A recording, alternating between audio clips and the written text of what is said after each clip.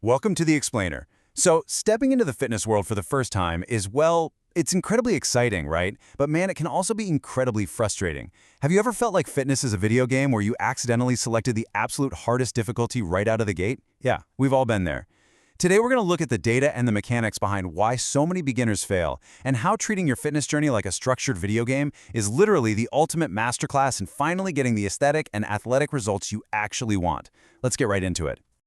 Okay, let's dive into this. 87%.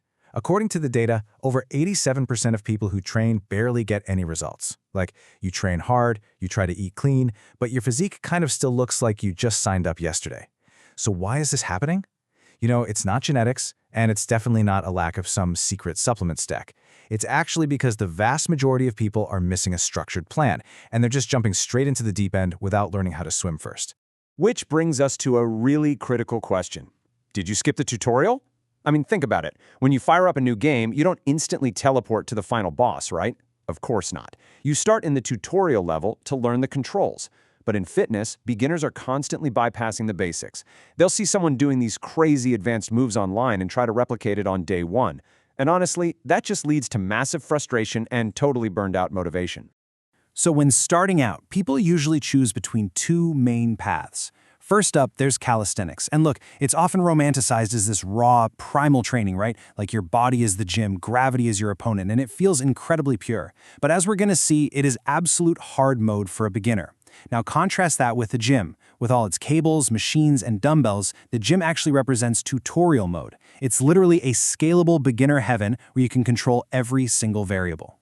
Let's break this down further, starting with level 1, the hard mode reality. So the crucial point is what we call the weight floor. In the gym, you can just pick up a super light weight to learn a movement. But in calisthenics, there is no lightweight mode. You are lifting your entire body weight from day one. Whether you weigh 50 kilos or 100 kilos, you have to move that mass. It's a massive barrier to entry that honestly just absolutely crushes beginners who jump in without building a foundation first.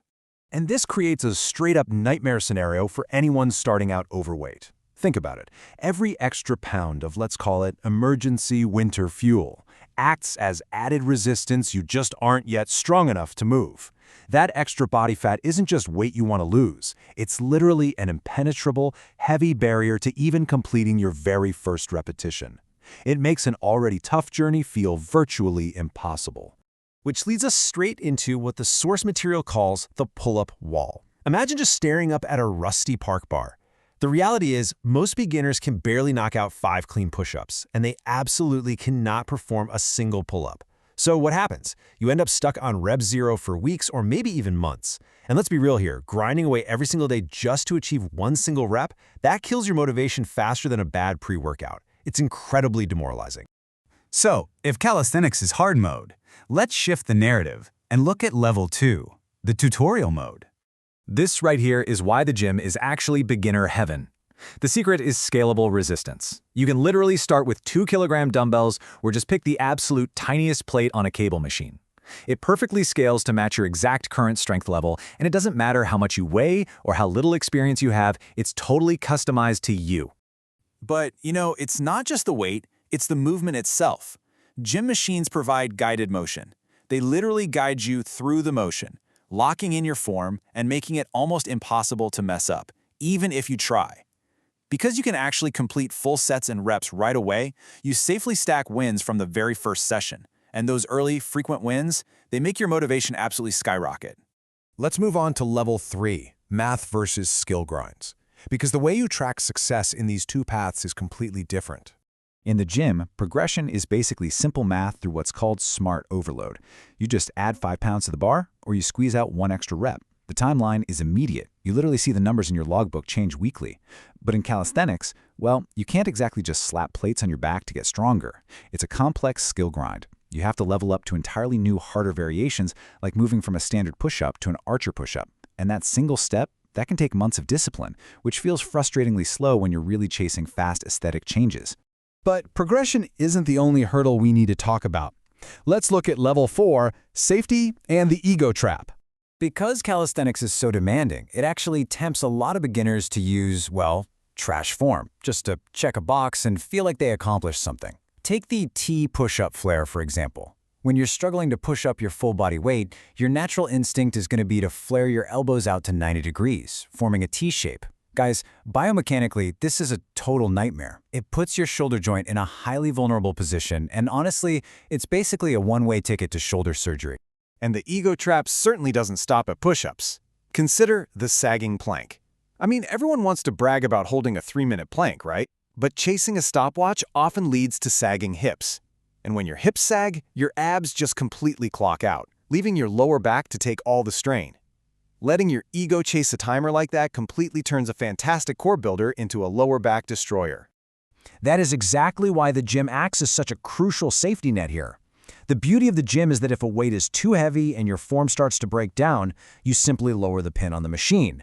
You drop the weight, control the movement, and just leave your ego at the door. Mastering execution is quite literally the only way to ensure real gains, and the gym gives you the exact tools to do that safely. So, do you have to choose just one path? Absolutely not. Welcome to Level 5, the hybrid strategy. This right here is the ultimate cheat code to fitness. Let's move to and see how this builds a complete, foolproof master plan. Step 1 is the on-ramp. You use gym machines like lat pull-downs to build the raw back strength needed for that first pull-up, and the bench press to build the chest power for advanced push-ups. Step 2 is precision engineering. You use the gym's tools to laser focus on specific muscles, isolating them to really build that aesthetic size. And finally, Step 3 is functional power. You take that brand new, precision-engineered strength out to the park to conquer those advanced bodyweight moves with absolutely perfect form. Ultimately, the goal is to create a physique that looks like it was carved out of stone, all while building functional coordination. I mean, you are getting the absolute best of both worlds here.